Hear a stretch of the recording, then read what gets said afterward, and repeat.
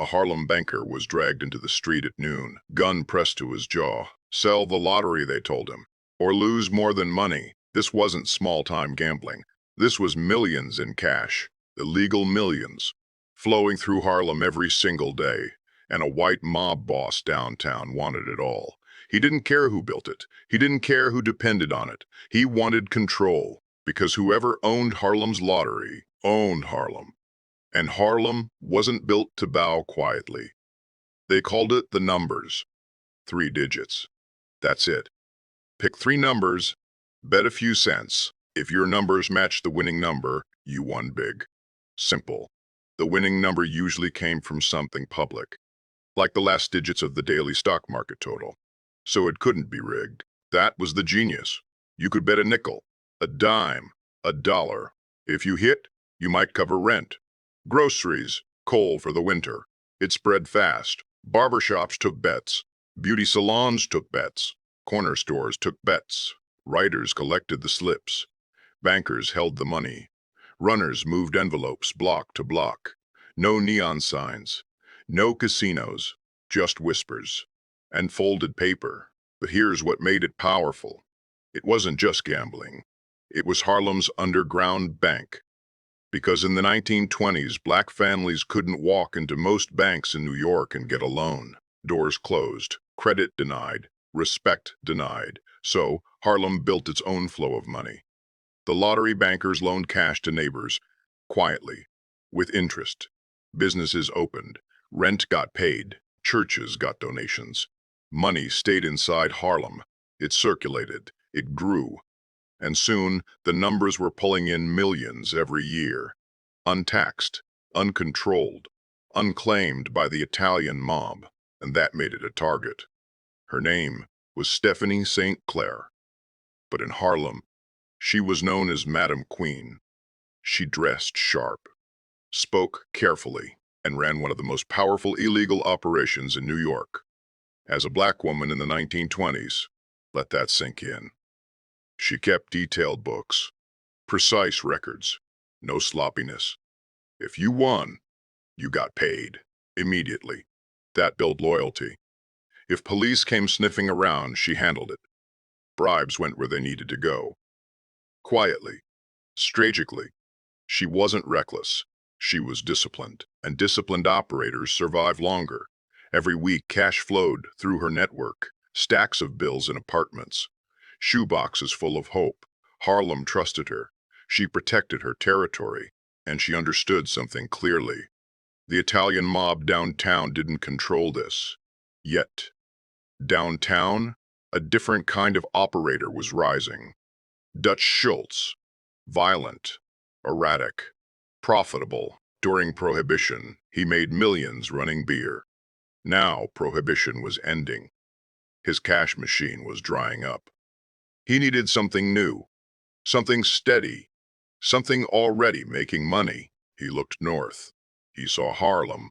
He saw millions changing hands every week, illegal, independent, unprotected by the 5 families. To him, that wasn't community power. It was opportunity. And Dutch believed in one thing. If you want it, take it. At first, it was polite, a meeting request, an offer. Sell your operation. Partner up. Let us protect you. Protection meant control. Control meant takeover. Some smaller operators got nervous. Some folded. Because when mobsters ask nicely, it doesn't last. Stephanie refused, flatly, no hesitation. She didn't sell. She didn't negotiate. She didn't blink. That's when Dutch stopped being polite. Collectors started getting cornered. Writers jumped on their roots. Envelopes stolen. One banker was dragged from a storefront in broad daylight. Gun to his face. Signed the papers. Or don't walk home. Word spread fast. Fear spreads faster than money. Dutch's men weren't subtle. They were visible, intimidating, out of place, and that made it worse. Because Harlem knew its own. And these weren't its own. Still, fear works. Smaller operators started selling out. Dutch began absorbing territory, block by block, envelope by envelope. The money started drifting downtown. But not all of it. Stephanie's network stayed firm, and that defiance made this personal. Most crime bosses stay quiet. She didn't. She took out ads in black newspapers. Public ads. She accused corrupt NYPD officers of protecting gangsters. She named names. That was bold. It embarrassed people with badges. And it embarrassed Dutch. He preferred shadows. She dragged him toward light. Now it wasn't just about money. It was about ego. And ego drives violence. Dutch didn't like being challenged, especially not publicly, so he escalated. Hard. His men smashed offices, beat collectors, forced signatures. One operator who refused disappeared. Nobody saw him again. Meetings turned tense. Who was loyal? Who was scared? Who already sold out? Trust began cracking. And when trust cracks, empires weaken. Dutch believed he was winning, because on paper he was. More territory, more cash, more control. But Harlem wasn't just territory. It was pride.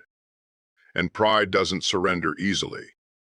By the early 1930s, this wasn't business. It was a quiet war. Police raids increased, some suspiciously selective. Operators aligned with Stephanie got hit harder. Dutch's allies seemed untouched. Coincidence? Probably not. Harlem felt unstable. Gunshots at night.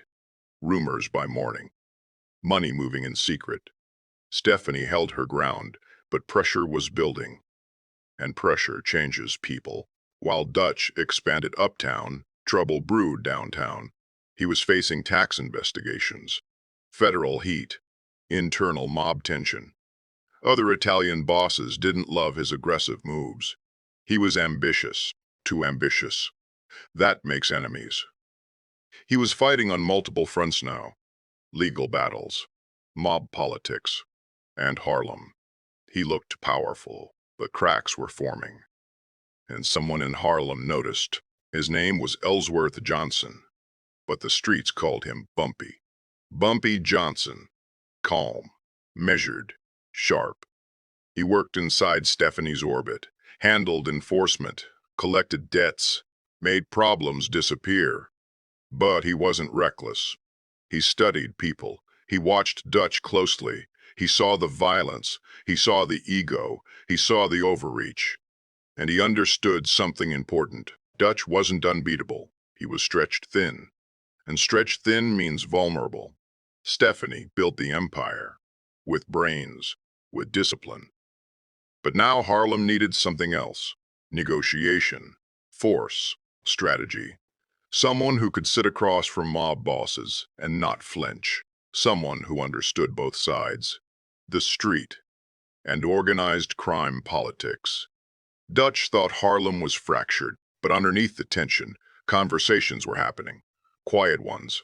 Alliances forming. Because nobody wanted permanent outside control. Not like this. Dutch believed fear was enough, but fear creates resistance.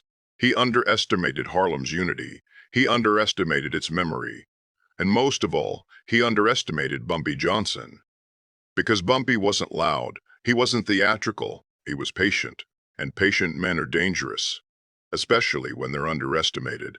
As Dutch battled indictments and rivals downtown, Bumpy positioned himself, building relationships, strengthening loyalty, preparing.